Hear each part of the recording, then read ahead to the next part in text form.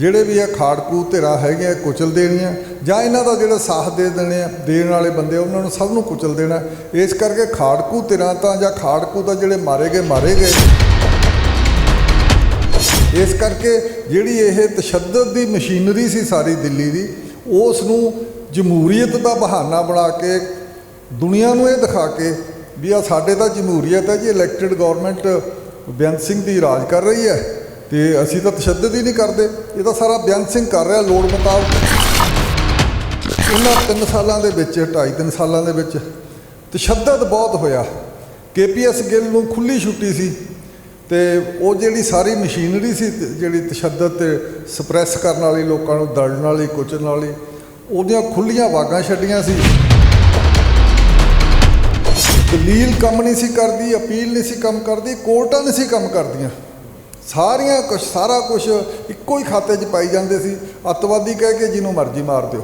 ਬਹੁਤ ਵੱਡਾ ਜਿਹੜਾ ਤਸ਼ੱਦਦ ਸੈਂਟਰ ਦਾ ਸਟੈਪ 3 ਸਾਲਾਂ ਦਾ ਐਡਾ ਵੱਡਾ ਜਿਹੜਾ ਸਾਰਾ ਸੀ, ਉਸ ਨੂੰ ਤੁਸੀਂ ਕਿਵੇਂ ਇਗਨੋਰ ਕਰੋਗੇ?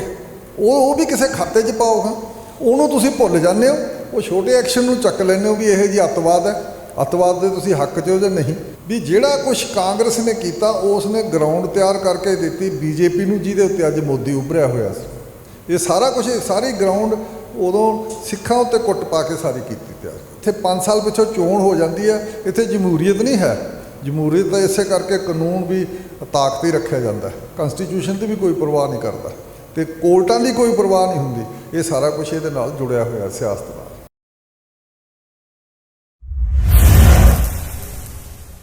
ਸਤਿ ਸ੍ਰੀ ਅਕਾਲ ਜੀ। ਪੰਜਾਬੀ ਪੈਰਿਸ TV ਦੇਖਦੇ ਸਰੋਤਿਆਂ ਦਾ ਸਵਾਗਤ ਹੈ। ਦੋਸਤੋ, ਸਾਬਕਾ ਮੁੱਖ ਮੰਤਰੀ ਬੇਅੰਤ ਸਿੰਘ ਦੀ ਮੌਤ ਨੂੰ ਅੱਜ ਪੂਰੇ 27 ਸਾਲ ਹੋ ਗਏ ਨੇ। ਕਾਂਗਰਸ ਦੇ ਪਾਰਟੀ ਵੱਲੋਂ ਜਾਂ ਵਰਕਰਾਂ ਵੱਲੋਂ ਉਹਨਾਂ ਦੀ ਵਰਸੀ ਜਿਹੜੀ ਮਨਾਈ ਜਾ ਰਹੀ ਆ, ਔਰ ਅੱਜ ਰਵਨੀਤ ਮਿੱਟੂ ਜਿਹੜੇ ਉਹਨਾਂ ਦੇ ਪੋਤੇ ਨੇ, ਉਹਨਾਂ ਨੇ ਬਿਆਨ ਦਿੱਤਾ ਕਿ ਜੇ ਮੁੱਖ ਮੰਤਰੀ ਬੇਅੰਤ ਸਿੰਘ ਨਾ ਹੁੰਦੇ ਤਾਂ ਪੰਜਾਬ ਦੇ ਹਾਲਾਤ ਜਿਹੜੇ ਕਸ਼ਮੀਰ ਨਾਲੋਂ ਵੀ ਭੈੜੇ ਹੋਣੇ ਸੀ। ਉਹ ਦੌਰ ਕਾਲਾ ਦੌਰ ਦੇ ਨਾਂ ਨਾਲ ਵੀ ਯਾਦ ਕੀਤਾ ਜਾਂਦਾ, ਜਦੋਂ ਸੈਂਕੜੇ ਜਿਹੜੇ ਮੁੰਡਿਆਂ ਦੇ ਝੂਠੇ ਪੁਲਿਸ ਮੁਕਾਬਲੇ ਵੀ ਬਣਾਏ ਗਏ। KPS ਗਿੱਲ ਜੋ ਮੁੱਖ ਮੰਤਰੀ ਦੇ ਨਾਲ ਸੀ, ਉਹਨਾਂ ਦੇ ਨਾਲ ਰਲ ਕੇ ਉਹਨਾਂ ਨੇ ਕਾਫੀ ਜ਼ਿਆਦਾ ਕਤਲੋਗਾਰਤ ਵੀ ਉਸ ਵਕਤ ਕੀਤੀ, ਇਹ ਕਿਹਾ ਜਾਂਦਾ।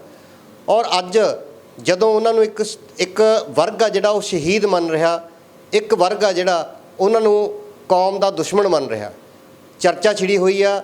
ਅਸੀਂ ਗੱਲ ਕਰਾਂਗੇ, ਸਾਡੇ ਨਾਲ ਨੇ ਉੱਘੇ ਵਿਦਵਾਨ, ਸਿੱਖ ਵਿਦਵਾਨ ਪ੍ਰੋਫੈਸਰ ਜਸਪਾਲ ਸਿੰਘ ਸਿੱਧੂ ਜੀ। ਸਤਿ ਸ਼੍ਰੀ ਅਕਾਲ ਜੀ। ਸਤਿ ਸ਼੍ਰੀ ਅਕਾਲ ਸਾਹਿਬ। ਇੱਕ ਚਰਚਾ ਛਿੜੀ ਹੋਈ ਆ ਬੇਅੰਤ ਸਿੰਘ ਉਹਨਾਂ ਦੀ ਬਰਸੀ ਨੂੰ ਲੈ ਕੇ, ਜੋ ਸਾਬਕਾ ਮੁੱਖ ਮੰਤਰੀ ਸੀ, ਅਤੇ ਉਸ ਚਰਚਾ 'ਚ ਇਹ ਆ ਵੀ ਉਹ ਜੇ ਨਾ ਹੁੰਦੇ ਤਾਂ ਪੰਜਾਬ ਦੇ ਹਾਲਾਤ ਕਸ਼ਮੀਰ ਨਾਲੋਂ ਵੀ ਭੈੜੇ ਹੋਣੇ ਸੀ। ਕੀ ਲੱਗਦਾ, ਕੀ ਸੱਚ ਕੀ ਹੈ? ਦੇਖੋ, ਇਹ ਤਾਂ ਜਿਹੜਾ ਰਵਨੀਸ਼ ਬਿੱਟੂ ਹੈ, ਉਹ ਹੁਣ MP ਹੈ, ਦੂਜੀ ਜਾਂ ਤੀਜੀ ਵਾਰ MP ਬਣਿਆ ਅਤੇ ਉਹ ਬੇਅੰਤ ਸਿੰਘ ਦੇ ਮਾਰੇ ਜਾਣ ਕਰਕੇ ਵੀ MP ਬਣਿਆ। ਉਸੇ ਦਾ ਉਹਨੂੰ ਫਾਇਦਾ ਮਿਲਿਆ ਅਤੇ ਉਹ ਇਸ ਕਰਕੇ ਉਹ ਤਾਂ ਕਹੇਗਾ ਹੀ, ਉਹ ਇਸ ਨੂੰ ਜਸਟੀਫਾਈ ਕਰੇਗਾ, ਸਹੀ ਕਰਾਰ ਦੇਵੇਗਾ ਬੇਅੰਤ ਸਿੰਘ ਨੂੰ ਵੀ ਉਹਨਾਂ ਨੇ ਠੀਕ ਕੀਤਾ ਸੀਗਾ ਜਿਹੜਾ ਸਾਰਾ ਕੀਤਾ ਸੀ। ਪਰ ਬੇਅੰਤ ਸਿੰਘ ਦੀ ਆਪਣੀ ਕੋਈ ਹਸੀਅਤ ਨਹੀਂ ਸੀ ਆਪਣੇ ਲੈਵਲ 'ਤੇ। ਉਹ ਉਸ ਮੌਕੇ ਦੀ ਕਾਂਗਰਸ ਜਾਂ ਉਸ ਮੌਕੇ ਦੀ ਜਿਹੜੀ ਸਰਕਾਰ ਸੀ ਦਿੱਲੀ ਦੀ, ਨਰਸਿਮਹਾ ਰਾਓ ਦੀ ਸਰਕਾਰ ਸੀ, ਜਾਂ ਦਿੱਲੀ ਇੰਡੀਅਨ ਸਟੇਟ ਨੂੰ ਰਿਪਰੈਜ਼ੈਂਟ ਕਰਦਾ ਸੀ, ਉਹਨਾਂ ਦਾ ਫਰੰਟਮੈਨ ਸੀ ਉਹ। ਮਤਲਬ ਕਿ ਵੀ ਐਵੇਂ ਅੱਗੇ ਰੱਖਿਆ ਵਾ ਬੰਦਾ ਸੀਗਾ, ਪਿੱਛੇ ਤਾਂ ਸਾਰਾ ਦਿੱਲੀ ਦਾ ਸਾਰਾ ਦਾਰੋਮਦਾਰ ਚੱਲਦਾ ਸੀ, ਜਾਂ ਇੰਡੀਅਨ ਐਸਟੈਬਲਿਸ਼ਮੈਂਟ ਦਾ ਦਾਰੋਮਦਾਰ ਚੱਲਦਾ ਸੀ ਸਾਰਾ, ਅਸੀਂ ਕਹਿ ਸਕਦੇ ਹਾਂ। ਉਹਦੇ ਕਰਕੇ ਫਿਰ ਉਹਨਾਂ ਨੇ ਉਹਨੂੰ ਅੱਗੇ ਲਾਇਆ ਸੀ, ਉਹਨਾਂ ਨੇ ਉਹਨੂੰ ਜਿਤਾਇਆ ਸੀ। 27 ਸਾਲ ਪਹਿਲਾਂ ਹੋਇਆ, 92 'ਚ ਉਹਦੀ ਇਲੈਕਸ਼ਨ ਹੋਈ ਸੀ, 27 ਸਾਲ ਪਹਿਲਾਂ ਮਾਰਿਆ ਗਿਆ, 95 ਵਿੱਚ ਅੱਜ ਦੇ ਦਿਨ ਉਸ ਦੀ ਚੋਣ ਸਾਰੀ ਇਹਦੇ ਵਿੱਚ ਸਾਰਾ 10% ਵੋਟਾਂ ਪਈਆਂ ਸੀ। ਬਾਈਕਾਟ ਕੀਤਾ ਸੀ, ਚੋਣ ਹੀ ਇਲੈਕਸ਼ਨ ਵਿੱਚ ਚੋਣ ਹੀ ਨਹੀਂ ਸੀ ਪਈ, ਕਿਉਂਕਿ ਬਾਈਕਾਟ ਕੀਤਾ ਸੀ ਜਾਂ ਕਰਵਾਇਆ ਗਿਆ ਸੀ।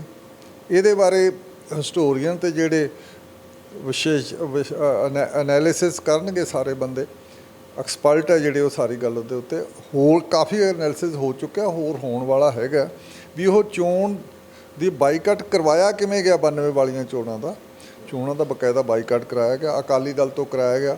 ਕਿਸ ਕਿਸਮ ਦਾ ਅਕਾਲੀ ਦਲ, ਉਦੋਂ ਪ੍ਰਕਾਸ਼ ਸਿੰਘ ਬਾਦਲ ਮੇਨ ਸੀ, ਉਹਨਾਂ ਤੋਂ ਕਿਸ ਕਿਸਮ ਦਾ, ਮਾਨ ਤੋਂ ਕਿਸ ਕਿਸਮ ਦਾ, ਇਹਨਾਂ ਨੇ ਵਾਅਦੇ ਅੰਦਰ ਦਿੱਲੀ ਨਾਲ ਹੋਏ ਇਹਨਾਂ ਦੇ, ਤੇ ਇਹ ਸਾਰੇ ਉਹ ਤਾਂ ਸਪਸ਼ਟ ਹੈ ਅਕਾਲੀ ਦਲ ਬਾਦਲ ਬਾਰੇ ਵੀ ਉਹ ਸਮਝੌਤਾ ਉਹਨਾਂ ਦਾ ਹਜੇ ਤੱਕ ਚੱਲਦਾ ਆ ਰਿਹਾ ਦਿੱਲੀ ਨਾਲ। ਤੇ ਉਹਨਾਂ ਨੇ ਇੱਕ ਤਰੀਕੇ ਦੀ ਉਹ ਦਿੱਲੀ ਦੀ ਜਾਂ ਦਿੱਲੀ ਦਰਬਾਰ ਦੀ ਜਾਂ ਦਿੱਲੀ ਐਸਟੈਬਲਿਸ਼ਮੈਂਟ ਦੀ ਜਾਂ ਇੰਡੀਅਨ ਐਸਟੈਬਲਿਸ਼ਮੈਂਟ ਦੀ ਉਹ ਐਕਸਟੈਂਸ਼ਨ ਦੇ ਤੌਰ ਤੇ ਕੰਮ ਕੀਤਾ। ਉਹਦਾ ਵਿਸਥਾਰ ਹੀ ਆ ਲਗਾਤਾਰ। ਬਾਦਲ ਦਾ ਜਿਹੜਾ ਰਜੀਮ ਆਇਆ ਸਾਰਾ ਉਸੇ ਦੀ ਪਾਲਿਸੀ ਨੂੰ ਸਾਰੇ ਅੱਗੇ ਤੱਕ ਲਗਾਏ। ਹਾਂਜੀ, ਜੋ ਬਾਈਕਾਟ ਕਰਵਾਇਆ ਗਿਆ ਉਹ ਦਿੱਲੀ ਵੱਲੋਂ ਕਹਿ ਕੇ ਕਰਵਾਇਆ ਗਿਆ ਤਾਂ ਕਿ ਉਹ ਆਪਣੇ ਰਾਜ ਨੂੰ ਸਥਾਪਿਤ ਕਰ ਸਕਣ, ਆਪਣੀ ਸਰਕਾਰ ਲੱਗਿਆ। ਹਾਂ, ਉਹ ਬੇਅੰਤ ਸਿੰਘ ਦੀ ਸਰਕਾਰ ਬਣਾ ਸਕਣ। ਤੂੰ ਇੱਥੋਂ ਤੱਕ ਹੈ ਵੀ ਜੇ ਉਹ ਉਹਨਾਂ ਦਿਨਾਂ ਦੇ ਵਿੱਚ ਖਾੜਕੂ ਧਿਰਾਂ ਇਹਨਾਂ ਦੀਆਂ ਜਿਹੜੇ ਗਰੁੱਪ ਸੀ ਸਾਰੇ ਇਹ ਇਲੈਕਸ਼ਨ ਵਿੱਚ ਪਾਰਟਿਸਿਪੇਟ ਕਰਦੇ, ਇਲੈਕਸ਼ਨ ਲੜਦੇ, ਸਵਾਲ ਨਹੀਂ ਪੈਦਾ ਹੁੰਦਾ ਸੀ ਵੀ ਬੇਅੰਤ ਸਿੰਘ ਮੁੜ ਕੇ ਇੱਥੇ ਜਿੱਤ ਕੇ ਆ ਸਕਦਾ ਜਾਂ ਉਹਦੀ ਗੌਰਮੈਂਟ ਬਣ ਸਕਦੀ ਸੀ। ਇਹ ਸਾਰਾ ਅਰੇਂਜ ਕੀਤਾ ਗਿਆ, ਬੜਾ ਸਿਸਟਮੈਟਿਕਲੀ ਅਰੇਂਜ ਕੀਤਾ ਗਿਆ। ਪਹਿਲਾਂ ਜਦੋਂ ਪਤਾ ਲੱਗਿਆ, ਵੇਖੋ ਉਸ ਤੋਂ ਪਹਿਲਾਂ 90-91 ਵਿੱਚ ਚੰਦਰ ਸ਼ੇਖਰ ਪ੍ਰਾਈਮ ਮਿਨਿਸਟਰ ਸੀ, ਥੋੜ੍ਹੇ ਜਿਹੇ ਮਹੀਨਿਆਂ ਲਈ ਰਿਹਾ। ਉਹਨੂੰ ਵੀ ਪਤਾ ਲੱਗਿਆ ਸੀ ਵੀ ਇਹ ਸਰਕਾਰ ਇਲੈਕਸ਼ਨ ਕਰਾਉਣਾ ਹੀ ਨਹੀਂ ਚਾਹੁੰਦੀ, ਇੱਥੇ ਪੰਜਾਬ ਦੇ ਲੋਕ ਇਲੈਕਸ਼ਨ ਚਾਹੁੰਦੇ ਆ। ਉਹਨੇ ਇਲੈਕਸ਼ਨ ਫਿਕਸ ਕਰਤਾ, ਇਲੈਕਸ਼ਨ ਕਰਾ ਕੇ ਛੱਡੂ। ਤੇ ਇਹ ਇਹੋ ਜਿਹੀ ਇਲੈਕਸ਼ਨ ਸੀ ਜਿਹੜੀ ਰਾਤੋਂ ਰਾਤ ਰੱਦ ਕੀਤੀ। ਇਹ ਚੋਣ ਹੋਣ ਤੋਂ ਇੱਕ ਦਿਨ ਪਹਿਲਾਂ ਰੱਦ ਕਰਕੇ ਫਿਰ ਇਹ 92 ਵਾਲੀ ਇਲੈਕਸ਼ਨ ਕਰਵਾਈ। ਉਹ ਪਹਿਲੀ ਇਲੈਕਸ਼ਨ ਰੱਦ ਕੀਤੀ, ਸੋ ਇਸ ਕਰਕੇ ਰੱਦ ਕੀਤੀ। ਉਹਦੇ ਵਿੱਚ ਜਿਹੜਾ ਉਸ ਵੇਲੇ ਓਪੀ ਮਲਹੋਤਰਾ ਗਵਰਨਰ ਸੀ ਪੰਜਾਬ ਦਾ, ਉਹ ਵੀ ਇਸ ਪ੍ਰੋਟੈਸਟ ਵਿੱਚ ਰਿਜ਼ਾਈਨ ਦੇ ਗਿਆ ਸੀਗਾ। ਤੇ ਇਸ ਕਰਕੇ ਸਾਰਾ ਕੁਝ ਮੈਨੇਜ ਕੀਤਾ। ਉਹੀ ਸੈਂਟਰ ਹੈ, ਉਹੀ ਦਿੱਲੀ ਐਸਟੈਬਲਿਸ਼ਮੈਂਟ ਸੀ ਜਿਹਨੇ 92 ਵਿੱਚ ਸਾਰੇ ਧਿਰਾਂ ਨੂੰ ਮੈਨੇਜ ਕਰਕੇ, ਆਪਦੇ ਕੰਟਰੋਲ ਕਰਕੇ, ਆਪਦੇ ਅਨੁਸਾਰ ਕਰਕੇ ਫਿਰ 92 ਵਾਲੀ ਇਲੈਕਸ਼ਨ ਕਰਾਈ, ਜਿਹਦੇ 'ਚ ਇਹ ਇਨਸ਼ੋਰ ਕੀਤਾ ਗਿਆ ਪੱਕਾ ਵੀ ਬੇਅੰਤ ਸਿੰਘ ਦੀ ਸਰਕਾਰ ਬਣ ਜਾਏ ਜਾਂ ਜਿੱਤ ਕੇ ਆ ਜਾਏ। ਤੇ ਇਸੇ ਕਰਕੇ ਇੱਕ ਜਾਲੀ ਜਾਂ ਵੀ ਲੋਕ ਬਾਈਕਾਟ ਕਰ ਗਏ ਤਾਂ ਇਕੱਲਾ ਕਾਂਗਰਸ ਲੜ ਰਹੀ ਹੈ ਤਾਂ ਇਹਦਾ ਚੋਣ ਦੀ ਕੋਈ ਸਾਰਥਕਤਾ ਨਹੀਂ ਬਣਨੀ। ਤਾਂ ਉਹਨਾਂ ਨੇ ਕੈਪਟਨ ਅਮਰਿੰਦਰ ਸਿੰਘ ਨੂੰ ਕਹਿ ਕੇ ਉਹਦੀ ਐਵੇਂ ਇੱਕ ਅਕਾਲੀ ਪਾਰਟੀ ਖੜੀ ਕਰਤੀ। ਉਹਦੇ 5-7 ਕੈਂਡੀਡੇਟ ਖੜੇ ਕਰਤੇ, ਹਰੇਕ ਕੈਂਡੀਡੇਟ ਨੂੰ ਪੁਲਿਸ ਦੀ ਸਪੋਰਟ ਦਿੱਤੀ। ਇਲੈਕਸ਼ਨ ਦਾ ਡਰਾਮਾ ਜਾਂ ਪ੍ਰਪੰਚ ਰਚਿਆ, ਇਹ ਇਲੈਕਸ਼ਨ ਦਾ ਪ੍ਰਪੰਚ ਰਚਿਆ ਸੀ। ਤੇ ਇਹ ਉਸ ਕਰਕੇ ਇਹ ਸਾਰਾ ਸੀ। ਅਲਟੀਮੇਟਲੀ ਇਸ ਪ੍ਰਪੰਚ ਦੇ ਪਿੱਛੇ ਉਹੀ ਦਿੱਲੀ ਦਾ ਪ੍ਰੈਸ਼ਰ ਸੀ ਵੀ ਇਹ ਕੁਚਲਣੇ ਆ, ਜਿਹੜੇ ਵੀ ਇਹ ਖਾੜਕੂ ਧਿਰਾਂ ਹੈਗੀਆਂ ਕੁਚਲ ਦੇਣੀਆਂ, ਜਾਂ ਇਹਨਾਂ ਦਾ ਜਿਹੜਾ ਸਾਥ ਦੇਣ ਵਾਲੇ ਬੰਦੇ ਉਹਨਾਂ ਨੂੰ ਸਭ ਨੂੰ ਕੁਚਲ ਦੇਣਾ। ਇਸ ਕਰਕੇ ਖਾੜਕੂ ਧਿਰਾਂ ਤਾਂ ਜਾਂ ਖਾੜਕੂ ਤਾਂ ਜਿਹੜੇ ਮਾਰੇ ਗਏ, ਕੁਛ ਬਾਹਰ ਭੱਜ ਗਏ, ਕੁਛ ਮਾਰੇ ਗਏ, ਪਰ ਉਹਨਾਂ ਦੇ ਪਰਿਵਾਰ ਤੱਕ ਵੀ ਨਹੀਂ ਛੱਡੇ। ਪਰਿਵਾਰਾਂ 'ਤੇ ਵੀ ਤਸ਼ੱਦਦ ਬਹੁਤ ਹੋਇਆ ਸਾਰਾ ਕੁਝ। ਇਸ ਕਰਕੇ ਜਿਹੜੀ ਇਹ ਤਸ਼ੱਦਦ ਦੀ ਮਸ਼ੀਨਰੀ ਸੀ ਸਾਰੀ ਦਿੱਲੀ ਦੀ, ਉਸ ਨੂੰ ਜਮਹੂਰੀਅਤ ਦਾ ਬਹਾਨਾ ਬਣਾ ਕੇ ਦੁਨੀਆ ਨੂੰ ਇਹ ਦਿਖਾ ਕੇ ਵੀ ਆ ਸਾਡੇ ਤਾਂ ਜਮਹੂਰੀਅਤ ਹੈ ਜੀ, ਇਲੈਕਟਿਡ ਗਵਰਨਮੈਂਟ ਬੇਅੰਤ ਸਿੰਘ ਦੀ ਰਾਜ ਕਰ ਰਹੀ ਹੈ ਤੇ ਅਸੀਂ ਤਾਂ ਤਸ਼ੱਦਦ ਹੀ ਨਹੀਂ ਕਰਦੇ। ਇਹ ਤਾਂ ਸਾਰਾ ਬੇਅੰਤ ਸਿੰਘ ਕਰ ਰਿਹਾ ਲੋੜ ਮੁਤਾਬਕ। ਜਾਂ ਬੇਅੰਤ ਸਿੰਘ ਨੇ ਜਦੋਂ ਜਿੱਤ ਕੇ ਆਇਆ ਤਾਂ ਉਹਨੂੰ ਮੈਂਡੇਟ ਮਿਲਿਆ, ਪ੍ਰਵਾਨਗੀ ਮਿਲੀ ਹੈ, ਲੋਕਾਂ ਦਾ ਸਮਰਥਨ ਮਿਲਿਆ, ਤੇ ਇਸ ਕਰਕੇ ਉਹ ਜੋ ਕੁਝ ਕਰ ਰਿਹਾ ਠੀਕ ਕਰ ਰਿਹਾ। ਦਿੱਲੀ ਆਪਦੇ ਆਪ ਨੂੰ ਪਾਸੇ ਕਰਨਾ ਚਾਹੁੰਦੀ ਸੀ ਵੀ ਐਂ ਨਾ ਹੋ ਜਾਏ ਦਿੱਲੀ ਐਸਟੈਬਲਿਸ਼ਮੈਂਟ ਵੀ ਸਾਡੇ 'ਤੇ ਹੈ ਵੀ ਅਸੀਂ ਕਰ ਰਹੇ ਹਾਂ। ਉੱਥੋਂ ਦੇ ਲੋਕਾਂ ਜੋ ਚੁਣੀ ਹੋਈ ਗੌਰਮੈਂਟ ਹੈ ਪੰਜਾਬ ਦੀ ਉਹ ਕਰ ਰਹੀ ਹੈ। ਇਸ ਕਰਕੇ ਸਾਰੀ ਬਹਾਨੇਬਾਜ਼ੀ ਸਾਰੀ ਕੀਤੀ ਸੀ। ਉਸੇ ਨੇ ਇਹ ਜਿਹਨੂੰ ਅੰਗਰੇਜ਼ੀ 'ਚ ਅਸੀਂ ਪ੍ਰੋਪ ਕਹਿੰਦੇ ਹਾਂ, ਫਰੰਟ ਹੈ, ਉਹ ਖੜਾ ਕੀਤਾ ਸੀ ਆਪਦਾ ਬੇਅੰਤ ਸਿੰਘ ਦੀ ਗੌਰਮੈਂਟ। ਅਤੇ ਉਹ 3 ਸਾਲ ਚੱਲਦੀ ਰਹੀ, ਪਰ ਉਹਦੇ ਪਿੱਛੇ ਫਿਰ ਉਹਨਾਂ 3 ਸਾਲਾਂ ਦੇ ਵਿੱਚ 2.5-3 ਸਾਲਾਂ ਦੇ ਵਿੱਚ ਤਸ਼ੱਦਦ ਬਹੁਤ ਹੋਇਆ। KPS ਗਿੱਲ ਨੂੰ ਖੁੱਲ੍ਹੀ ਛੁੱਟੀ ਸੀ ਤੇ ਉਹ ਜਿਹੜੀ ਸਾਰੀ ਮਸ਼ੀਨਰੀ ਸੀ ਜਿਹੜੀ ਤਸ਼ੱਦਦ ਤੇ ਸਪਰੈਸ ਕਰਨ ਵਾਲੀ, ਲੋਕਾਂ ਨੂੰ ਦਲਣ ਵਾਲੀ, ਕੁਚਲਣ ਵਾਲੀ, ਉਹਦੀਆਂ ਖੁੱਲ੍ਹੀਆਂ ਵਾਗਾਂ ਛੱਡੀਆਂ ਸੀ। ਉਹਨਾਂ ਨੇ ਲੋਕਾਂ ਦਾ ਬਹੁਤ ਨੁਕਸਾਨ ਕੀਤਾ। ਆਹ ਜਿਹੜਾ ਫਿਰ ਅੱਜ ਦੇ ਦਿਨ ਇਸ ਨੂੰ ਸੂਸਾਈਡ ਬੰਬਰ ਦੇ ਰਾਹੀਂ ਜਾਂ ਆਤਮਘਾਤੀ ਹਮਲੇ ਦੇ ਰਾਹੀਂ ਇਹਨੂੰ ਮਾਰਿਆ ਗਿਆ। ਸੈਕਟਰੀਏਟ ਵਿੱਚ ਹੀ ਬੇਅੰਤ ਸਿੰਘ ਨੂੰ ਹਮਲਾ ਹੋਇਆ। ਦਿਲਾਵਰ ਸਿੰਘ ਵਗੈਰਾ ਨੇ ਸਾਰਾ ਬੰਬ ਬਣੇ, ਮਨੁੱਖੀ ਬੰਬ ਬਣ ਕੇ। ਉਹ ਸਾਰਾ ਲੋਕਾਂ ਦੇ ਗੁੱਸੇ ਦਾ, ਲੋਕਾਂ ਦੀ ਦਰਦ ਦਾ, ਪੀੜਾ ਦਾ, ਤਸ਼ੱਦਦ ਦੇ ਵਿਰੁੱਧ ਉਹਦਾ ਹੀ ਇਹ ਪ੍ਰਗਟਾਵਾ ਸੀ। ਉਹਦਾ ਪ੍ਰਗਟਾਵਾ ਸੀ। ਇਹਨੂੰ ਹੁਣ ਟੈਰਰਿਜ਼ਮ ਕਹਿ ਦਿਓ, ਇਹਨੂੰ ਕੁਛ ਕਹਿ ਦਿਓ, ਸੈਂਟਰ ਤਾਂ ਹਜੇ ਤੱਕ ਇਹਨੂੰ ਟੈਰਰਿਜ਼ਮ ਤੇ ਅੱਤਵਾਦ ਕਹਿੰਦਾ। ਸਵਾਲ ਤਾਂ ਇਹ ਆ ਵੀ ਦੂਜੇ ਪਾਸੇ ਕੋਈ ਜਵਾਬਦੇਹੀ ਨਹੀਂ ਸੀ ਸਰਕਾਰ ਦੀ। ਜੇ ਕੋਈ ਸਿਆਸੀ ਕੋਈ ਲੋਕ ਜਮਹੂਰੀਅਤ ਗੌਰਮੈਂਟ ਹੁੰਦੀ ਹੈ, ਉਹਦੀ ਤਾਂ ਫਿਰ ਉਹ ਲੋਕਾਂ ਪ੍ਰਤੀ ਜਵਾਬਦੇਹ ਵੀ ਹੁੰਦੀ ਹੈ ਵੀ ਆਹ ਲੋਕਾਂ 'ਤੇ ਧੱਕਾ ਹੋ ਗਿਆ, ਬੰਦਾ ਫੜ ਕੇ ਅੰਦਰ ਲੈ, ਪੁਲਿਸ ਨੇ ਲੋਕਾਂ ਨੂੰ ਕੁੱਟਿਆ ਤੇ ਲੁੱਟਿਆ ਵੀ, ਪੈਸੇ ਵੀ ਬਹੁਤ ਲੋਕਾਂ ਦੇ ਖਾਲੀ ਕੀਤੇ। ਇੰਨੇ ਪੈਸੇ ਦੇ ਦਿਓ ਤੁਹਾਡਾ ਮੁੰਡਾ ਛੱਡ ਦਿਆਂਗੇ, ਤੇ ਇਹ ਇੰਨੇ ਪੈਸੇ ਨਹੀਂ ਦਿੰਦੇ ਤਾਂ ਜੇ ਤੁਸੀਂ ਨਹੀਂ ਪੈਸੇ ਇਕੱਠੇ ਕਰ ਸਕਦੇ ਤਾਂ ਮਾਰਤਾ। ਪ੍ਰੋਫੈਸਰ ਸਾਹਿਬ, ਇੱਕ ਇਹ ਗੱਲ ਸੱਚ ਆ ਕਿ ਉਸ ਵਕਤ ਕਾਲਾ ਦੌਰ ਚੱਲਿਆ। ਬੇਅੰਤ ਸਿੰਘ ਦੀ ਸਰਕਾਰ ਵੇਲੇ ਵੀ 3 ਸਾਲਾਂ 'ਚ ਬਹੁਤ ਕਤਲੋਗਾਰਤ ਹੋਈ, ਪਰ ਕੀ ਬੇਅੰਤ ਸਿੰਘ ਦੇ ਕਤਲ ਨੂੰ ਆਪਾਂ ਜਸਟੀਫਾਈ ਕਰ ਸਕਦੇ ਹਾਂ? ਅਸੀਂ ਜਸਟੀਫਾਈ ਕਿਸੇ ਦੇ ਕਤਲ ਨੂੰ ਨਹੀਂ ਕਰਦੇ। ਪਹਿਲੀ ਸਭ ਤੋਂ ਗੱਲ ਇਹ ਆ ਵੀ ਸਟੇਟ ਟੈਰਰਿਜ਼ਮ ਹੈ ਜਿਹੜਾ, ਅਸੀਂ ਪਹਿਲੀ ਗੱਲ ਤਾਂ ਉਹਨੂੰ ਕਹੀਏ, ਉਹਨੂੰ ਜਸਟੀਫਾਈ ਨਹੀਂ ਕਰਦੇ। ਜੇ ਦਿੱਲੀ ਐਸਟੈਬਲਿਸ਼ਮੈਂਟ ਇੱਥੇ ਇੰਨਾ ਧੱਕਾ ਕਰਦੀ ਆ, ਉਹ ਸਟੇਟ ਟੈਰਰਿਜ਼ਮ ਹੈ। ਉਸ ਦੇ ਮੁਕਾਬਲੇ ਵਿੱਚ ਉਹ ਜਿਹੜੇ ਵਿਅਕਤੀ ਜਿਨ੍ਹਾਂ ਨੇ ਇਹਨੂੰ ਬੇਅੰਤ ਸਿੰਘ ਨੂੰ ਕਤਲ ਕੀਤਾ, ਉਹ ਇੰਡੀਵਿਜੂਅਲ ਲੈਵਲ ਦਾ ਟੈਰਰਿਜ਼ਮ ਕਹਿ ਦਿਓ ਜਾਂ ਇੰਡੀਵਿਜੂਅਲ ਲੈਵਲ ਦਾ ਵਾਇਲੈਂਸ ਕਰਨਾ ਕਹਿ ਦਿਓ। ਸਟੇਟ ਦੇ ਕੋਲੇ ਸਟੇਟ ਦੀ ਡੈਫੀਨੇਸ਼ਨ ਕੀ ਹੈ ਅੱਜ ਦੇ ਯੁੱਗ ਦੇ ਵਿੱਚ ਜਾਂ ਪਹਿਲਾਂ ਤੋਂ ਹੀ ਰਹੀ ਹੈ? ਸਟੇਟ ਦਾ ਮਤਲਬ ਉਹਦੇ ਕੋਲੇ ਪੂਰਨ ਅਥਾਰਟੀ ਆ, ਐਬਸੋਲੂਟ ਅਥਾਰਟੀ ਆ ਵਾਇਲੈਂਸ ਕਰਨ ਦੀ, ਵੀ ਜਿੰਨਾ ਮਰਜ਼ੀ ਧੱਕਾ ਕਰ ਲੇ, ਜਿੰਨਾ ਮਰਜ਼ੀ ਉਹ ਹਿੰਸਾ ਕਰ ਲੇ ਲੋਕਾਂ 'ਤੇ, ਉਹਦੇ ਕੋਲੇ ਸਟੇਟ ਕੋਲੇ ਵਾਇਲੈਂਸ ਇਹਦੇ ਕੋਲੇ ਪੂਰੀ ਐਬਸੋਲੂਟ ਅਥਾਰਟੀ ਆ, ਮੋਨੋਪਲੀ ਹੈ ਵਾਇਲੈਂਸ ਕਰਨ ਦੀ। ਉਹਦੇ ਮੋਨੋਪਲੀ ਵਿੱਚੋਂ ਵੇਖੋ ਦੂਜੇ ਪਾਸੇ ਜਿਨ੍ਹਾਂ 'ਤੇ ਧੱਕਾ ਹੋ ਰਿਹਾ ਉਹ ਵੀ ਵਿੱਚੋਂ ਥੋੜ੍ਹਾ ਕਿੰਨਾ ਹਿੱਸਾ ਲੈ ਗਏ ਵਾਇਲੈਂਸ ਕਰਨ ਦਾ ਹੀ। ਤੁਸੀਂ ਅੱਜ ਕਰ ਲਓ, ਉਹਨਾਂ ਦਾ ਹਿੱਸਾ ਬਹੁਤ ਛੋਟਾ ਹੈ ਇਸ ਮੁਕਾਬਲੇ ਜਿਹੜਾ। ਤੇ ਲਗਾਤਾਰ 2.5-3 ਸਾਲਾਂ ਵਿੱਚ ਜਿਹੜਾ ਲੋਕਾਂ 'ਤੇ ਤਸ਼ੱਦਦ ਹੋਇਆ, ਜਿੱਥੇ ਆਵਾਜ਼ ਬੋਲਣ ਨੂੰ ਥਾਂ ਨਹੀਂ ਸੀ ਰਿਹਾ, ਦਲੀਲ ਕੰਮ ਨਹੀਂ ਸੀ ਕਰਦੀ, ਅਪੀਲ ਨਹੀਂ ਸੀ ਕੰਮ ਕਰਦੀ, ਕੋਰਟਾਂ ਨਹੀਂ ਸੀ ਕੰਮ ਕਰਦੀਆਂ, ਸਾਰਾ ਕੁਛ ਇੱਕੋ ਹੀ ਖਾਤੇ 'ਚ ਪਾਈ ਜਾਂਦੇ ਸੀ, ਅੱਤਵਾਦੀ ਕਹਿ ਕੇ ਜਿਹਨੂੰ ਮਰਜ਼ੀ ਮਾਰ ਦਿਓ। ਕਹਿ ਸਕਦੇ ਹਾਂ ਵੀ ਐਕਸ਼ਨ ਦਾ ਰਿਐਕਸ਼ਨ ਸੀ, ਔਰ ਐਕਸ਼ਨ ਸਰਕਾਰ ਵੱਲੋਂ ਕੀਤਾ ਗਿਆ। ਬਹੁਤ ਛੋਟਾ ਰਿਐਕਸ਼ਨ ਸੀ ਇਹ ਸਾਰਾ ਕੁਛ। ਇਹਨੂੰ ਜਸਟੀਫਾਈ ਕਹੋ, ਅਸੀਂ ਜਸਟੀਫਾਈ ਐਂ ਨਹੀਂ ਕਰਦੇ ਵੀ ਕਿਸੇ ਨੂੰ ਮਾਰਨਾ, ਸੁਸਾਈਡ ਬੰਬ ਦੇ ਅਸੀਂ ਹੱਕ 'ਚ ਨਹੀਂ ਗਏ, ਪਰ ਬਹੁਤ ਵੱਡਾ ਜਿਹੜਾ ਤਸ਼ੱਦਦ ਸੀ ਸੈਂਟਰ ਦਾ 3 ਸਾਲਾਂ ਦਾ, ਐਡਾ ਵੱਡਾ ਜਿਹੜਾ ਸਾਰਾ ਸੀ, ਉਸ ਨੂੰ ਤੁਸੀਂ ਕਿਵੇਂ ਇਗਨੋਰ ਕਰੋਗੇ? ਉਹ ਵੀ ਕਿਸੇ ਖਾਤੇ 'ਚ ਪਾਓਗਾ, ਉਹਨੂੰ ਤੁਸੀਂ ਭੁੱਲ ਜਾਂਦੇ ਹੋ। ਉਹ ਛੋਟੇ ਐਕਸ਼ਨ ਨੂੰ ਚੱਕ ਲੈਂਦੇ ਹੋ ਵੀ ਇਹ ਜੀ ਅੱਤਵਾਦ ਹੈ, ਅੱਤਵਾਦ ਦੇ ਤੁਸੀਂ ਹੱਕ 'ਚ ਹੋ ਜਾਂ ਨਹੀਂ। ਅੱਤਵਾਦ ਤੁਸੀਂ ਪਹਿਲਾਂ ਵੱਡਾ ਜਿਹੜਾ ਇੰਨਾ ਵੱਡਾ ਕੀਤਾ 3 ਸਾਲਾਂ ਵਿੱਚ, ਪਹਿਲਾਂ ਦਾ ਵੀ ਹੋ ਰਿਹਾ ਸੀ, ਉਹਦੇ 'ਚ ਦੇਖੋ 40,000 ਤੁਸੀਂ ਮੁੰਡਾ ਮਾਰਤਾ, ਨੌਜਵਾਨ ਸਿੱਖ ਨੌਜਵਾਨ ਮਾਰਤਾ, ਅਤੇ ਉਹਦੇ ਬਦਲੇ 'ਚ ਤੁਸੀਂ ਬੇਅੰਤ ਸਿੰਘ ਮਾਰਿਆ ਗਿਆ, ਉਸ ਨੂੰ ਚੱਕੀ ਫਿਰਦੇ ਰਹੋ, ਉਹਨੂੰ ਸ਼ਹੀਦ ਕਹਿ ਦਿਓ। ਉਹਨਾਂ ਨੂੰ ਕੀ ਕਹਾਂਗੇ? ਉਹ ਵੀ ਕਿਸ ਖਾਤੇ 'ਚ ਪਾਵਾਂਗੇ ਉਹਨਾਂ ਨੂੰ? ਉਹ ਕਿਸੇ ਆਪਣੇ ਜਾਤੀ ਤਰੀਕੇ ਨਾਲ ਤਾਂ ਲੜੇ ਨਹੀਂ ਸੀ। ਬੇਅੰਤ ਸਿੰਘ ਦਾ ਰੂਲਰ ਸੀ, ਸੱਤਾ ਲਈ ਸੀ, ਸੱਤਾ ਲਈ ਤਾਂ ਰਾਜੇ ਮਰਦੇ ਆਏ ਆ, ਸੱਤਾ ਲਈ ਤਾਂ ਸੱਤਾ ਦੀ ਪ੍ਰਾਪਤੀ ਲਈ, ਰਾਜ ਕਰਨ ਲਈ ਤਾਂ ਭਰਾਵਾਂ ਮੁਗਲ ਦਰਬਾਰ ਵੇਲੇ ਇੱਕ ਦੂਜੇ ਭਰਾਵਾਂ ਨੂੰ, ਚਾਰਾਂ ਨੂੰ, ਔਰੰਗਜ਼ੇਬ ਆਪਣੇ 3 ਭਰਾਵਾਂ ਨੂੰ ਮਾਰ ਕੇ ਬੈਠਾ ਸੀ ਤਖਤ 'ਤੇ। ਉੱਥੇ ਤਾਂ ਮਾਰੋ ਮਰਾਈ ਅਤੇ ਵਾਇਲੈਂਸ ਹੁੰਦਾ ਰਹਿੰਦਾ। ਇੱਥੇ ਉਹ ਜਿਹੜੇ ਮਾਰੇ ਗਏ 40,000, ਉਹ ਕਿਵੇਂ ਮਾਰੇ ਗਏ? ਉਹਨਾਂ ਨੇ ਤਾਂ ਕੋਈ ਸੱਤਾ ਨਹੀਂ ਸੀ ਪ੍ਰਾਪਤ ਕਰਨੀ, ਇਸ ਕਰਕੇ ਇਹਦਾ ਸੱਤਾ ਵਾਲਾ ਬੰਦਾ ਸੀ। ਇਸ ਕਰਕੇ ਪੋਲੀਟੀਸ਼ੀਅਨ ਦੀ ਸੱਤਾ ਪ੍ਰਾਪਤੀ, ਸੱਤਾ ਦੀ ਹਵਸ਼ ਹੈ ਜਿਹੜੀ, ਉਹਨੂੰ ਤੁਸੀਂ ਆਮ ਆਦਮੀ ਦੇ ਕਤਲੇਆਮ ਦੇ ਬਰਾਬਰ ਨਹੀਂ ਕਰ ਸਕਦੇ। ਮੈਂ ਤਾਂ ਇਹ ਸਮਝਦਾ ਵੀ ਕਾਮਨ ਇੱਕ ਆਦਮੀ ਨੂੰ, ਇਨੋਸੈਂਟ ਨੂੰ ਮਾਰਨਾ ਅਤੇ ਵੱਡਾ ਜੇ ਬੰਦਾ ਪੋਲੀਟੀਸ਼ੀਅਨ ਮਾਰਿਆ ਜਾਂਦਾ, ਉਹ ਆਮ ਆਦਮੀ ਦਾ ਮਾਰਨਾ ਗਲਤ ਹੈ, ਉਦੋਂ ਵੱਡਾ ਅਪਰਾਧ ਹੈ। ਇਸ ਕਰਕੇ ਕਿਉਂਕਿ ਆਮ ਆਦਮੀ ਦੇ ਕੋਲ ਤਾਂ ਕੋਈ ਡਿਫੈਂਸ ਨਹੀਂ ਹੁੰਦੀ।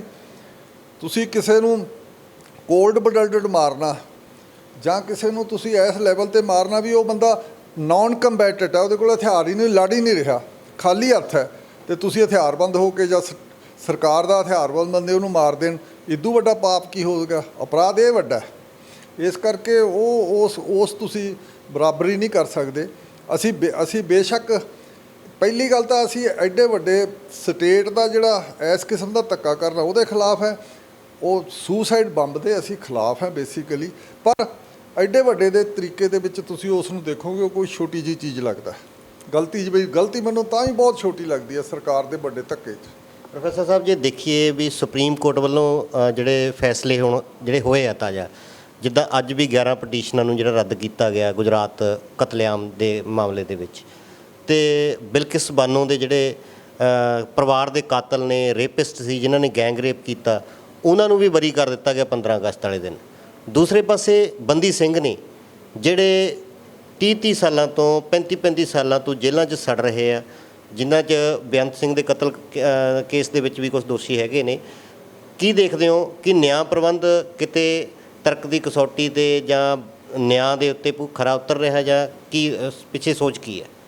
ਦੇਖੋ, ਮੀਡੀਆ ਦੇ ਜਿਹੜਾ ਕੋਰਟਾਂ ਹੁੰਦੀਆਂ, ਕੋਰਟਾਂ ਇਹ ਸਟੇਟ ਦੇ ਮੁਤਾਬਕ ਹੀ ਕੰਮ ਕਰਦੀਆਂ। ਜਿਵੇਂ ਕੋਈ ਐਸਟੈਬਲਿਸ਼ਮੈਂਟ ਹੈ ਕਿਸੇ ਮੁਲਕ ਦੀ, ਅੰਦਰ ਐਸਟੈਬਲਿਸ਼ਮੈਂਟ ਜਿਹੜੀ ਅੰਦਰੋਂ ਮੈਨੇਜਮੈਂਟ ਚਲਾਉਂਦੀ ਆ ਉਹਦੇ ਮੁਤਾਬਕ ਹੀ ਕੋਰਟਾਂ ਕੰਮ ਕਰਦੀਆਂ। ਕੋਰਟਾਂ ਨੇ ਤਾਂ ਹੀਬਸ ਕਾਰਪਸ ਸਾਰੇ ਹੀ ਇੱਥੇ ਬੰਦ ਕਰਤੇ ਸੀ, ਕਿਸੇ ਲੋਕਾਂ ਨੂੰ ਰਿਲੀਫ ਦੇਣੀ ਬੰਦ ਕਰਤੀ ਸੀ, ਸਾਰਾ ਕੁਝ ਕੇਸ ਸੁਣਨੇ ਬੰਦ ਕਰਤੇ ਸੀ, ਜਿਹੜੇ ਲੋਕ ਵਿਕਟਮ ਜਾਂਦੇ ਹੁੰਦੇ ਸੀ ਇਹਨਾਂ ਕੋਲੇ। ਇਸ ਕਰਕੇ ਇਹ ਤਾਂ ਹਮੇਸ਼ਾ ਹੀ ਸਰਕਾਰਾਂ ਨਾਲ ਚੱਲਦੀਆਂ। ਸਰਕਾਰਾਂ ਤੋਂ ਕਿਵੇਂ ਹੁੰਦੀ ਹੈ, ਜੱਜਾਂ ਦੀ ਸਿਕਿਉਰਿਟੀ ਦਿੱਤੀ ਜਾਂਦੀ ਹੈ, ਉਹਨਾਂ ਦਾ ਰੋਜ਼ ਦੀ ਐਸ਼ੋ ਇਸ਼ਰਤ ਹੋਰ ਸਾਰਾ ਜਿਹੜਾ ਬੰਦੋਬਸਤ ਆ ਸਾਰਾ ਸਰਕਾਰਾਂ 'ਤੇ ਹੈ। ਸਰਕਾਰ ਤੋਂ ਵੱਧ ਬਾਹਰ ਹੁੰਦੇ ਨਹੀਂ ਉਹ। ਇਸੇ ਤਰੀਕੇ ਨਾਲ ਮੀਡੀਆ ਵੀ ਆ, ਉਹ ਸਰਕਾਰਾਂ ਦੇ ਨਾਲ ਲੱਗ ਕੇ ਚੱਲਦਾ ਹੈਗਾ। ਬਹੁਤਾ ਜਿਹੜਾ ਮੇਨ ਸਟ੍ਰੀਮ ਮੀਡੀਆ, ਜਿਹੜਾ ਵੱਖਰਾ ਮੀਡੀਆ ਹੋਊਗਾ ਉਹਨੂੰ ਸਰਕਾਰ ਦੂਜੇ ਚੌਥੇ ਦਿਨ ਚੁੱਪ ਕਰਾ ਦਿੰਦੀ ਹੈ। ਇਸ ਕਰਕੇ ਸਾਰੇ ਸਰਕਾਰਾਂ ਜਿਹੜੇ ਜੁਡੀਸ਼ਰੀ ਵੀ ਤੇ ਇਹ ਸਰਕਾਰ ਮੀਨਜ਼ ਐਗਜ਼ੀਕਿਊਟਿਵ ਹੈ ਜਿਹੜੀ ਉਹਦੇ ਮੁਤਾਬਕ ਚੱਲਦੀ ਹੈ।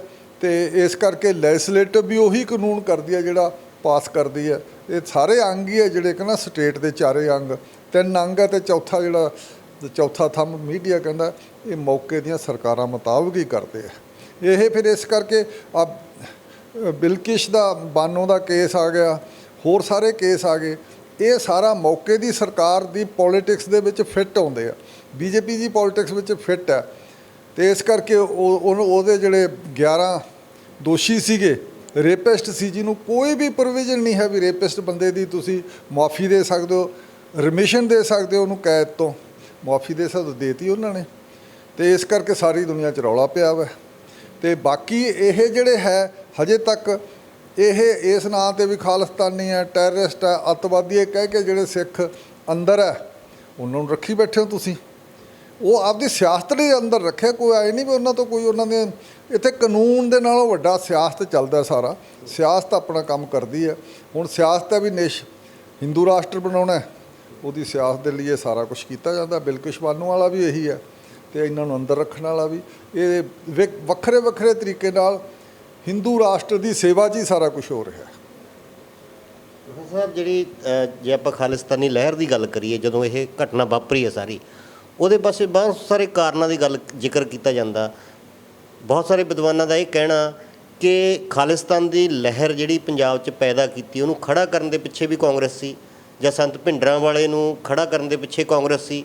ਦੇਖੋ ਇਹ ਜਿਹੜੇ ਆਪਾਂ ਹੈ ਇਸ ਕਿਸਮ ਦੇ ਈਡੀਅਮ ਹੈ, ਜਿਹੜੇ ਸ਼ਬਦ ਹੈ ਜਿਹੜੇ ਜਿਹਨੂੰ ਅਸੀਂ ਇਹ ਕਹਿੰਦੇ ਆ ਵੀ ਇਹ ਤਾਂ ਸਰਕਾਰੀ ਲੈਵਲ ਉੱਤੇ ਲੋਕਾਂ ਨੂੰ ਪ੍ਰਭਾਵ ਕਰਨ ਲਈ ਬਣਾਏ ਜਾਂਦੇ ਆ। ਨਾ ਕੋਈ ਸੰਤ ਜਿੰਨ ਦੇ ਲੈਵਲ 'ਤੇ ਸੀ ਤੇ ਜਿਹਨੂੰ ਬੋਤਲ 'ਚ ਪਾ ਲਿਆ ਤੇ ਕੱਢ ਲਿਆ ਮਾਰਨਾ ਪਿਆ, ਨਾ ਕੋਈ ਉਹਨਾਂ ਨੇ ਕਾਂਗਰਸ ਨੇ ਉਸ ਨੂੰ ਕੋਈ ਖੜਾ ਕੀਤਾ ਸੀ। ਉਹ ਆਪਣੀ ਇੱਕ ਗੱਲ ਲਈ ਖੜਾ ਹੋਇਆ ਸੀ। ਉਹਨਾਂ ਨੇ ਅਕਾਲੀ ਦਲ ਨੂੰ ਡਾਊਨ ਕਰਨਾ ਸੀ ਤੇ ਇਸ ਕਰਕੇ ਉਸ ਨੂੰ ਬਿਗਨਿੰਗ ਦੇ ਵਿੱਚ ਉਹ ਜਿਵੇਂ ਉਹ ਆਪਣੀ ਧਾਰਮਿਕ ਲਹਿਰ ਚਲਾਈ ਜਾਂਦਾ ਸੀ ਉਹਦੇ 'ਚ ਦਖਲਅੰਦਾਜ਼ੀ ਨਹੀਂ ਕੀਤੀ।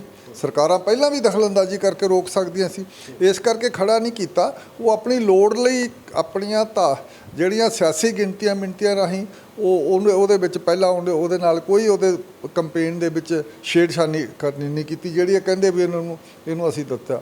ਬਾਕੀ ਇਹ ਗੱਲ ਹੀ ਹੈ ਵੀ ਉਹ ਆਪਦਾ ਧਾਰਮਿਕ ਲੈਵਲ 'ਤੇ ਇੱਕੋ ਗੱਲ ਕਹਿੰਦਾ ਹੁੰਦਾ, ਅਸੀਂ ਸਿੱਖ ਗੁਲਾਮ ਹੈ ਅਤੇ ਸਿੱਖਾਂ ਦੀ ਆਜ਼ਾਦੀ ਲਈ ਲੜਨਾ। ਹੁਣ ਵੱਡੀ ਗੱਲ ਸੀ ਇਹ ਬਹੁਤੀ, ਪਰ ਉਹਨਾਂ ਨੇ ਅਕਾਲੀ ਦਲ ਨੂੰ ਡਾਊਨ ਕਰਨਾ ਸੀ। ਉਸ ਮੌਕੇ ਦੀ ਕਾਂਗਰਸ ਸਰਕਾਰ ਨੇ ਉਹਨਾਂ ਨੇ ਅਕਾਲੀ ਦਲ ਨੂੰ ਦੇ ਵਿਰੁੱਧ ਹੀ ਇਹ ਸਾਰਾ ਕੁਝ ਵੀ ਸੰਤ ਵਰਤਿਆ ਜਾਊਗਾ ਇਸ ਤਰੀਕੇ ਨਾਲ ਕਿਹਾ।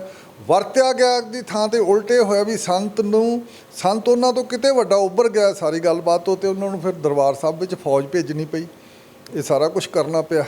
ਇਹ ਸਾਰਾ ਕੁਝ ਨਹੀਂ ਸੋਚਿਆ ਸੀ ਬਿਗਨਿੰਗ ਵਿੱਚ, ਪਿੱਛੋਂ ਸੋਚਿਆ ਸੀ, ਮੰਨ ਲੈਂਦੇ ਹਾਂ। ਅਤੇ ਇਸ ਕਰਕੇ ਇਹ ਜਿਹੜੇ ਗੱਲ ਹੈ ਕਿ ਨਾ, ਇਹ ਜਿਹੜੇ ਜੁਮਲੇ ਆ ਇਹ ਇੱਥੇ ਨਹੀਂ ਲਾਗੂ ਹੁੰਦੇ। ਇਹ ਜੁਮਲੇ ਜਾਣ ਕੇ ਬਣਾਏ ਜਾਂਦੇ ਆ ਲੋਕਾਂ ਦੇ ਲਈ, ਅਤੇ ਉਹ ਇਸ ਕਰਕੇ ਇਹ ਗੱਲ ਨਹੀਂ ਹੈ। ਅਤੇ ਬਾਕੀ ਮਨੋਰਿਟੀ ਨੂੰ ਸਾਰਾ ਕੁੱਟ ਕੇ ਇੱਕ ਹਿੰਦੂ ਰਾਸ਼ਟਰ ਵੱਡਾ ਖੜਾ ਕਰਨਾ, ਜਾਂ ਉਹ ਜਿਹੜੀ ਹੁਣ ਬੜੀ ਸਖਤ ਕਿਸਮ ਦੀ ਪੋਲੀਟਿਕਸ ਬੀਜੇਪੀ ਕਰ ਰਹੀ ਹੈ, ਮੁਸਲਮਾਨਾਂ ਨੂੰ ਕੁੱਟ ਕੇ, ਉਹ ਬਾਬਰੀ ਮਸਜਿਦ ਨੂੰ ਡੇਕ ਕੇ, ਅਤੇ ਆ ਬਿਲਕਿਸ਼ ਬਾਨੋ ਵਾਲੇ ਕੇਸ ਕੂਸ ਸਾਰੇ ਕਰਕੇ, 2002 ਦਾ ਗੁਜਰਾਤ ਸਾਰਾ ਘਟਨਾ ਕਰਕੇ, ਇਹ ਬੜੀ ਤੇਜ਼ੀ ਨਾਲ ਹਿੰਦੂ ਰਾਸ਼ਟਰ ਨੂੰ ਬਿਲਡਅਪ ਕਰਨਾ ਚਾਹੁੰਦੇ ਆ, ਖੜਾ ਕਰਨਾ ਚਾਹੁੰਦੇ ਆ। ਪਰ ਸੌਫਟ ਤਰੀਕੇ ਨਾਲ, ਨਰਮ ਤਰੀਕੇ ਨਾਲ ਕਾਂਗਰਸ ਵੀ ਇਹੀ ਕੰਮ ਕਰ ਰਹੀ ਸੀ। ਤਾਂ ਹੀ ਤਾਂ ਉਹਨਾਂ ਨੇ ਦਰਬਾਰ ਸਾਹਿਬ 'ਤੇ ਹਮਲਾ ਕੀਤਾ ਅਤੇ ਨਵੰਬਰ 84 ਵਰਤਾਇਆ। ਇਹ ਸਾਰਾ ਕੁਝ ਉਦੋਂ ਵੀ ਹੋ ਰਿਹਾ ਸੀ। ਇਹ ਜਾਂ ਇਸ ਨੂੰ ਲਾਸਟ 'ਚ ਮੈਂ ਇਹੀ ਗੱਲ ਕਹਿਣਾ ਚਾਹੂੰਗਾ ਵੀ ਜਿਹੜਾ ਕੁਝ ਕਾਂਗਰਸ ਨੇ ਕੀਤਾ ਉਸ ਨੇ ਗਰਾਊਂਡ ਤਿਆਰ ਕਰਕੇ ਦਿੱਤੀ ਬੀਜੇਪੀ ਨੂੰ, ਜਿਹਦੇ ਉੱਤੇ ਅੱਜ ਮੋਦੀ ਉੱਭਰਿਆ ਹੋਇਆ ਸੀ। ਇਹ ਸਾਰਾ ਕੁਝ, ਸਾਰੀ ਗਰਾਊਂਡ ਉਦੋਂ ਸਿੱਖਾਂ ਉੱਤੇ ਕੁੱਟ ਪਾ ਕੇ ਸਾਰੀ ਕੀਤੀ ਤਿਆਰ। ਸਾਹਿਬ ਆਖਰੀ ਸਵਾਲ ਕਿ ਕੀ ਮਜਬੂਰੀ ਹੈ ਇਹੋ ਜੀ ਕਿ ਹਿੰਦੁਸਤਾਨ 'ਚ ਜੋ ਪੂਰੇ ਦੇਸ਼ ਲੈਵਲ ਤੇ ਰਾਜਨੀਤੀ ਕਰਦਾ ਉਹਨੂੰ ਹਿੰਦੂ ਵੋਟ ਨੂੰ ਧਿਆਨ 'ਚ ਰੱਖ ਕੇ ਧਰਮ ਆਧਾਰਿਤ ਰਾਜਨੀਤੀ ਕਰਨੀ ਪੈਂਦੀ ਹੈ। ਚਾਹੇ ਕਾਂਗਰਸ ਦੀ ਤੁਸੀਂ ਜ਼ਿਕਰ ਕੀਤਾ ਕਿ ਕਾਂਗਰਸ ਨੇ ਵੀ ਜਿਹੜੇ 84 ਦੇ ਵਿੱਚ ਦੰਗੇ ਹੋਏ ਆ ਦਿੱਲੀ ਦੇ ਵਿੱਚ, ਉਹਨਾਂ ਨੇ ਵੀ ਹਿੰਦੂ ਵੋਟ ਨੂੰ ਪ੍ਰਭਾਵਿਤ ਕਰਨ ਲਈ ਉਹ ਦੰਗੇ ਕਰਵਾਉਣ ਦੇ ਵਿੱਚ ਹਿੱਸਾ ਪਾਇਆ। ਬਹੁਤ ਸਾਰੀਆਂ ਖੋਜਾਂ ਨੇ ਜਿਹੜੀਆਂ ਉਹ ਹੋਈਆਂ, ਮਨੁੱਖੀ ਅਧਿਕਾਰ ਸਭਾ ਦੀ ਖੋਜ ਵੀ ਇਹ ਦੱਸਦੀ ਹੈ। ਅਤੇ ਹੁਣ ਬੀਜੇਪੀ ਹੈ, ਹੁਣ ਤੀਸਰੀ ਆਮ ਆਦਮੀ ਪਾਰਟੀ ਆਈ ਆ, ਉਹਦੇ ਸੁਰ ਵੀ ਹੈ ਜਿਹੜੇ ਜਿਵੇਂ 370 ਧਾਰਾ ਖਤਮ ਕਰਨ 'ਤੇ ਜਿਹੜੇ ਸੁਰ ਉਹਨਾਂ ਦੇ ਬੀਜੇਪੀ ਨਾਲ ਮਿਲ ਰਹੇ ਆ। ਇਹ ਮਜਬੂਰੀ ਹੈ ਇਹਨਾਂ ਦੀ ਜਾਂ ਕੀ ਰੀਜ਼ਨ ਕੀ ਹੈ? ਦੇਖੋ, ਵੋਟ ਪੋਲਿਟਿਕਸ ਹੈ ਹੀ ਇਹੀ ਆ ਡੈਮੋਕ੍ਰੇਸੀ ਦੀ, ਸਾਰੀ ਦੁਨੀਆ ਦੇ ਵਿੱਚ ਚੱਲਦੀ ਆ। ਇੱਥੇ ਥੋੜ੍ਹਾ ਜਿਹਾ ਬੜਾ ਕਰੂੜ ਤਰੀਕੇ ਨਾਲ, ਬੜੇ ਅੱਖੜ ਤਰੀਕੇ ਨਾਲ ਚੱਲ ਰਹੀ ਹੈ। ਸਾਡੇ ਪਾਕਿਸਤਾਨ 'ਚ ਵੀ ਇਹੋ ਜਿਹਾ ਕੁਛ ਹੀ ਚੱਲਦਾ, ਸਾਡੇ ਵੀ ਇਹੀ ਚੱਲ ਰਿਹਾ। ਵੇਖੋ, ਵੋਟਾਂ ਜਿਹਦੀਆਂ ਕੋਲ 80-85% ਹਿੰਦੂ ਵੋਟ ਹੈ, ਇੱਥੇ ਹਿੰਦੂ ਭਾਵਨਾ ਵਿੱਚ ਵੋਟ ਪੈਂਦੀ ਹੈ, ਹਿੰਦੂ ਮੁਹਾਵਰੇ 'ਚ ਹਿੰਦੂ ਜੁਮਲਿਆਂ ਨਾਲ ਵੋਟ ਪੈਂਦੀ ਹੈ, ਫਿਰ ਉਹ ਅਗਲੇ ਉਸੇ ਦੀ ਗੱਲ ਕਰਦੇ ਆ।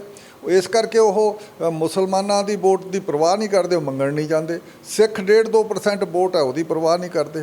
ਇਸ ਕਰਕੇ ਉਹਨਾਂ ਦੋਨਾਂ ਨੂੰ ਕੁੱਟ ਕੇ ਸਮਾਂ ਤੋਂ ਬੜੀ ਤੇਜ਼ੀ ਨਾਲ ਹਿੰਦੂ ਜਿਹੜਾ ਸਮਾਜ ਹੈ ਉਹ ਕੰਸੋਲੀਡੇਟ ਹੋ ਜਾਂਦਾ, ਉਹ ਸੰਗਠਿਤ ਹੋ ਜਾਂਦਾ।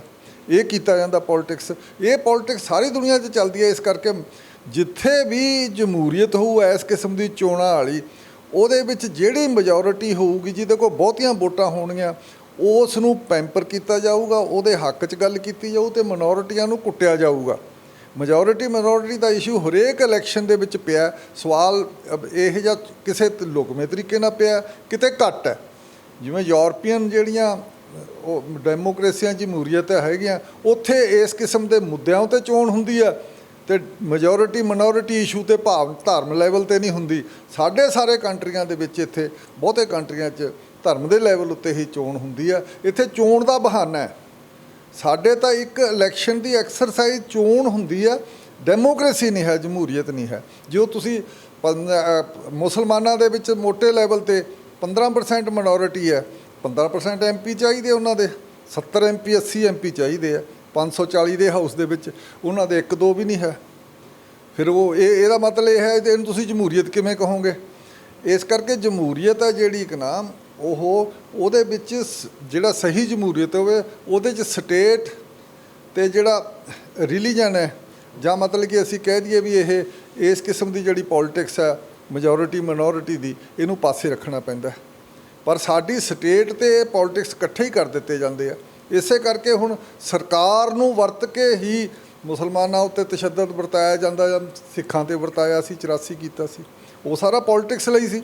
ਇੰਦਰਾ ਗਾਂਧੀ ਨੇ ਇਲੈਕਸ਼ਨ ਜਿੱਤਣੀ ਸੀ 85 ਦੇ ਵਿੱਚ, 85 ਦੇ ਸ਼ੁਰੂਆਤ 'ਚ ਹੋਣੀ ਸੀ, ਅਤੇ ਉਹ ਕਰਾ ਲਈ 84 'ਚ, ਉਹਦੇ ਮਾਰੇ ਪਿੱਛੋਂ ਦਸੰਬਰ 'ਚ ਹੀ, ਅਤੇ ਉਹ ਸਾਰੀ ਸਵੀਪ ਹੀ ਕਰ ਗਈ, ਜਿੱਤ ਕੇ ਲੈ ਗਈ ਸੀ ਸਾਰਾ। ਅਤੇ ਇਹਨਾਂ 404 ਕਿ 406 ਸੀਟਾਂ ਲੈ ਗਏ ਸੀਗੇ 540 ਚੋਂ। ਇੰਨੀਆਂ ਸੀਟਾਂ ਤਾਂ ਕਦੇ ਨਹਿਰੂ ਵੀ ਨਹੀਂ ਸੀ ਲਿਆ, ਜਵਾਹਰ ਲਾਲ ਨਹਿਰੂ ਉਹਦਾ ਦਾਦਾ ਵੀ ਨਹੀਂ ਸੀ ਲਿਆ, ਰਾਜੀਵ ਗਾਂਧੀ ਦਾ। ਤੋ ਇਹ ਸਾਰਾ ਪੋਲੀਟਿਕਸ ਹੈ ਜਿਹੜੀ ਇਹਦੇ ਆਲੇ ਦੁਆਲੇ ਘੁੰਮਦੀ ਆ, ਸੈਂਟੀਮੈਂਟ ਦੇ ਆਲੇ ਦੁਆਲੇ, ਮੁੱਦਿਆਂ ਦੇ ਨਹੀਂ ਹੈ। ਇਸ ਕਰਕੇ ਮੁੱਦੇ ਨਾ ਹੋਣ ਕਰਕੇ ਸੈਂਟੀਮੈਂਟ ਹੀ ਹੁਣ ਆਮ ਆਦਮੀ ਪਾਰਟੀ ਨੇ ਕਿਹਾ, ਇਹ ਵੀ ਉਹਨਾਂ ਨੇ ਸੈਂਟੀਮੈਂਟ ਉਭਾਰਿਆ, ਕੋਈ ਮੁੱਦਾ ਨਹੀਂ ਲੈ ਕੇ ਆਏ ਵੀ ਪੰਜਾਬ ਨੂੰ ਅਸੀਂ ਐਂ ਕਰਾਂਗੇ, ਅਸੀਂ ਇਨਸਾਫ ਦੇਵਾਂਗੇ, ਅਸੀਂ ਕਰਪਸ਼ਨ ਫਰੀ ਸਰਕਾਰ ਦੇਵਾਂਗੇ। ਮੋਟੇ-ਮੋਟੇ ਦੋ ਪੰਜਾਬ ਦੀ ਕਿਹੜੀਆਂ ਮੰਗਾਂ, ਕੀ ਲੋੜ ਹੈ, ਕੀ ਗੱਲਬਾਤ ਆ, ਕੋਈ ਨਹੀਂ ਸੀ। ਸਾਰਾ ਕੁਝ ਉਹੀ ਉਹਨਾਂ ਨੇ ਕੀਤਾ, ਉਹੀ ਹੋਰ ਸਰਕਾਰਾਂ ਕਰਦੀਆਂ। ਇਸ ਕਰਕੇ ਡੈਮੋਕ੍ਰੇਸੀ ਦਾ ਵੱਡਾ ਡਰਾਬੈਕ ਹੈ, ਕਮਜ਼ੋਰੀ ਹੈ, ਜਿੱਥੇ ਮਿਨੋਰਿਟੀ ਅਤੇ ਮੈਜੋਰਿਟੀ ਦਾ ਇਸ਼ੂ ਖੜਾ ਹੋ ਜਾਂਦਾ ਹੈ। ਪ੍ਰੋਫੈਸਰ ਸਾਹਿਬ, ਦਿਨ ਆਊਗਾ ਕਿ ਹਿੰਦੁਸਤਾਨ ਦੀ ਰਾਜਨੀਤੀ 'ਚ ਲੋਕ ਧਰਮ ਜਾਤ ਤੋਂ ਉੱਪਰ ਉੱਠ ਕੇ ਮੈਜੋਰਟੀ ਤੋਂ ਉੱਪਰ ਉੱਠ ਕੇ ਵੋਟ ਦੇਣਗੇ, ਜਾਂ ਸਿਆਸਤਦਾਨ ਕਦੇ ਇਹਨਾਂ ਚੀਜ਼ਾਂ ਨੂੰ ਛੱਡ ਕੇ ਮੁੱਦਿਆਂ ਆਧਾਰਿਤ ਸਿਆਸਤ ਕਰਨਗੇ? ਜੇ ਇਹੋ ਜਿਹੀ ਇਲੈਕਸ਼ਨ ਹੁੰਦੀ ਰਹੂਗੀ ਤਾਂ ਇਹੀ ਮੁੱਦੇ ਵੱਧ ਕੇ ਦਿਨੋਂ ਦਿਨ ਸਿਆਸਤ ਵਿੱਚ ਧਰਮ ਦੀ ਵਰਤੋਂ ਜ਼ਿਆਦਾ ਹੁੰਦੀ ਜਾਊਗੀ। ਹੁਣ ਕਾਂਗਰਸ ਨਾਲੋਂ ਬੀਜੇਪੀ ਧਰਮ ਦੀ ਵਰਤੋਂ ਜ਼ਿਆਦਾ ਕਰਦੀ ਹੈ, ਪਹਿਲਾਂ ਨਾਲੋਂ ਵੀ ਕਿਤੇ ਜ਼ਿਆਦਾ ਕਰ ਰਹੀ ਹੈ। ਇਸ ਕਰਕੇ ਅਸੀਂ ਨਹੀਂ ਸੋਚ ਸਕਦੇ ਜਾਂ ਤਾਂ ਸਾਰਾ ਸਿਸਟਮ ਬਦਲਿਆ ਜਾਵੇ, ਅਤੇ ਬਦਲਣ ਦੇ ਹਜੇ ਚਾਂਸ ਹੈ ਨਹੀਂ। ਐਡੇ ਵੱਡੇ ਮੁਲਕ ਅਤੇ ਗਰੀਬ ਮੁਲਕ 'ਚ ਐਡੀ ਛੇਤੀ ਵਰਤਿਆ ਵੀ ਨਹੀਂ ਜਾਂਦਾ। ਮੁੱਦਿਆਂ ਦੀ ਪੋਲਿਟਿਕਸ ਹੁੰਦੀ ਹੈ, ਜਿੱਥੇ ਕੰਟਰੀ ਅਮੀਰ ਹੋਵੇ ਅਤੇ ਕਿਸੇ ਨੂੰ ਬੇਰੁਜ਼ਗਾਰ ਦੇ ਸਕਦੇ ਹੋ। ਇੱਥੇ ਭੁੱਖੇ ਲੋਕਾਂ ਨੂੰ ਭੁਲੇਖਿਆਂ ਅਤੇ ਇਹੋ ਜਿਹੇ ਇਲੂਜਨ ਤੇ ਇਹੋ ਜਿਹੇ ਮਤਲਬ ਕਿ ਵੀ ਇਹੋ ਜਿਹੀਆਂ ਭਾਵਨਾਵਾਂ ਭੜਕਾ ਕੇ ਹੀ ਇੱਥੇ ਚੋਣਾਂ ਜਿੱਤਦੇ ਆ। ਤੇ ਚੋਣਾਂ ਇੱਥੇ 5 ਸਾਲ ਪਿੱਛੋਂ ਚੋਣ ਹੋ ਜਾਂਦੀ ਆ। ਇੱਥੇ ਜਮਹੂਰੀਅਤ ਨਹੀਂ ਹੈ। ਜਮਹੂਰੀਅਤ ਤਾਂ ਇਸੇ ਕਰਕੇ ਕਾਨੂੰਨ ਵੀ ਤਾਕਤ ਹੀ ਰੱਖਿਆ ਜਾਂਦਾ ਹੈ, ਕਨਸਟੀਟਿਊਸ਼ਨ ਦੀ ਵੀ ਕੋਈ ਪਰਵਾਹ ਨਹੀਂ ਕਰਦਾ ਤੇ ਕੋਰਟਾਂ ਦੀ ਕੋਈ ਪਰਵਾਹ ਨਹੀਂ ਹੁੰਦੀ। ਇਹ ਸਾਰਾ ਕੁਝ ਇਹਦੇ ਨਾਲ ਜੁੜਿਆ ਹੋਇਆ ਸਿਆਸਤ ਨਾਲ। ਧੰਨਵਾਦ। ਇਹ ਸਨ ਜਸਪਾਲ ਸਿੰਘ ਸਿੱਧੂ ਜੀ, ਜਿਨ੍ਹਾਂ ਨੇ ਬੜੇ ਵਿਸਥਾਰ ਦੇ ਵਿੱਚ ਜਿਹੜਾ ਗੱਲ ਕੀਤੀ ਆ 84 ਦੇ ਮਾਮਲੇ ਤੇ ਵੀ, ਜੋ ਭਾਰਤ ਦੀ ਰਾਜਨੀਤੀ ਦੇ ਵਿੱਚ ਧਰਮ ਆਧਾਰਿਤ ਸਿਆਸਤ ਹੋ ਰਹੀ ਆ ਉਸ ਮਾਮਲੇ ਤੇ ਵੀ ਗੱਲ ਕੀਤੀ ਆ, ਔਰ ਲੋਕਾਂ ਨੂੰ ਇਹ ਸੰਦੇਸ਼ ਵੀ ਦਿੱਤਾ ਕਿ ਧਰਮ ਤੋਂ ਜਾਤ ਤੋਂ ਉੱਪਰ ਉੱਠ ਕੇ ਆਪਣੇ ਗਿਆਨ 'ਚ ਵਾਧਾ ਕਰਕੇ ਉਸ ਸਿਸਟਮ ਨੂੰ ਉਸਾਰਨਾ ਚਾਹੀਦਾ ਜਿੱਥੇ ਸਰਬ ਸਾਂਝੀਵਾਲਤਾ ਦਾ ਜਿਹੜਾ ਸੰਦੇਸ਼ ਆ ਉਹ ਲਾਗੂ ਹੋਵੇ।